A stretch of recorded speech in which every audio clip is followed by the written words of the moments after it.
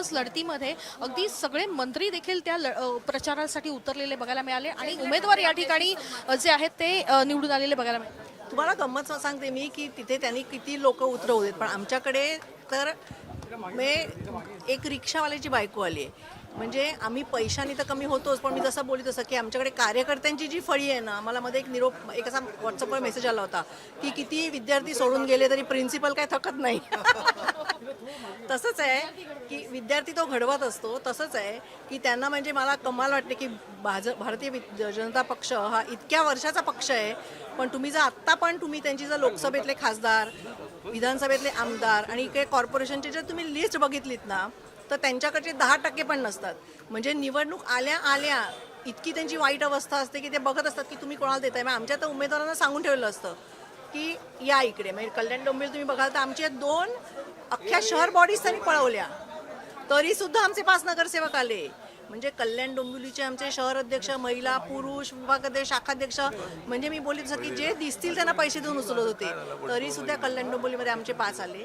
त्यांनी पैसे ओतले, माणसं चोरली. नवी मुंबईमध्ये आम्ही खातं उघडलं.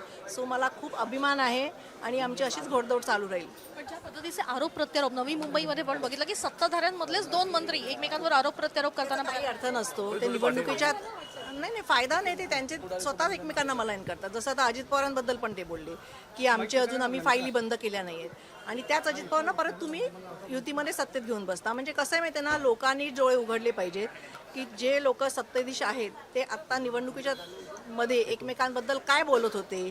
म्हणजे तुमच्याकडे एकमेकांच्याबद्दल पुरावे आहेत, पण जोपर्यंत मी सत्ता उपभोगतोय तोपर्यंत मी तुझे काही पुरावे देणार नाही. आणि झालं सत्य परत भांडायची वेळ आली की परत भांडायला सुरुवात. शिवसेनेच्या 2 गटामुळे मराठी मतं विभागली आहेत असं वाटते. मला असं वाटतं की मला उद्धव आणि रश्मी आणि राज सगळ्यांचं खास करून मला अभिमान आहे आणि मी अभिनंदन करीन की आमचे सगळे नगरसेवक नेले होते. उद्धवचे मावळे गेल्याला 84 का काहीतरी होते, त्यातले सगळे नेले होते. 60-65 नेले होते. त्याच्यावरती आम्ही 6 आलो आणि उद्धवचे मायामध्ये 65-66 असतील. सो आम्ही खूप चांगली लढत दिली आणि परत मी सांगते खूप चांगली लढत विदाऊट एनी. आपण असं म्हणतो की सैन्याला निदान धान्य वगैरे तरी पुरवायला लागतं, तेवढं धान्यच आम्ही पुरवलं. आणि तिथे म्हणजे तोफ, मिसाईल्स सगळं असून सुद्धा आम्ही खूप चांगली लढत दिली. म्हणतात की ठाकरे ब्रँडचा बँड वाजवला असं ट्रोल केलं जातं. ते त्यांना आता भय बघा, ते त्यांना काय ट्रोल करायचं ते करू दे. आम्ही ट्रोलच ना, मी तर कधीच उत्तर देत नाही. पुण्यात एकही जागा आलेली नाही. खरं तर अविनाश जाधव प्रत्येक गोष्टीसाठी आंदोलन ठाण्यात कसं आहे माहिती आहे ना, DCM असल्यामुळे त्यांनी आमचे उमेदवारचे फॉर्म 2-3 उमेदवारांचे फॉर्म असेच रद्द केले.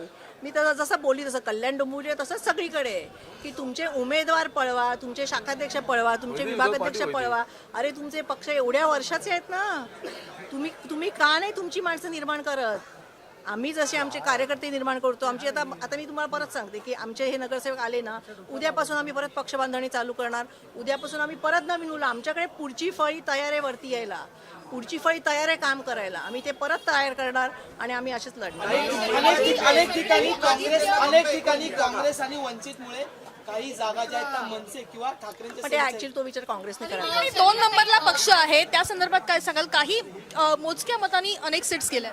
तर ते मी बोलली तसं ना की कसं आहे की शेवटी आम्ही पैशाला त्यांच्या पुरे पडूच शकत नाही.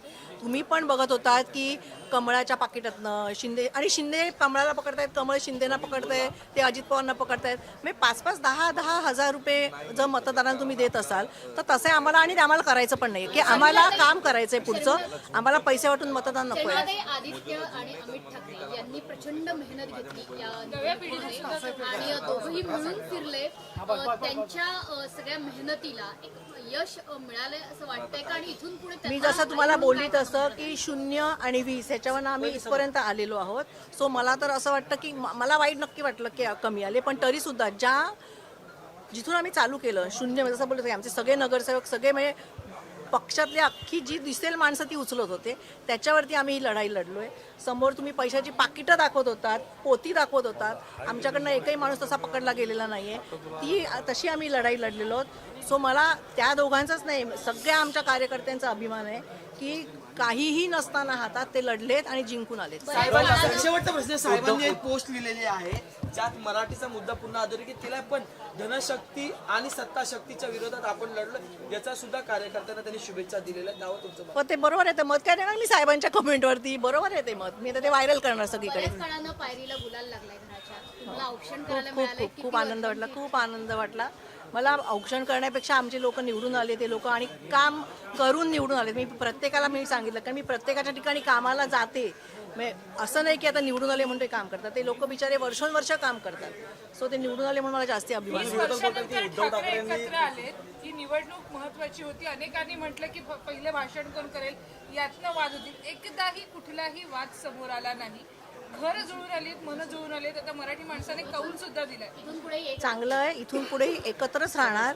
इथून पुढेही आम्ही एकत्रच राहणार. आमचं कुटुंब पहिलं आणि नंतर सगळं नंतर.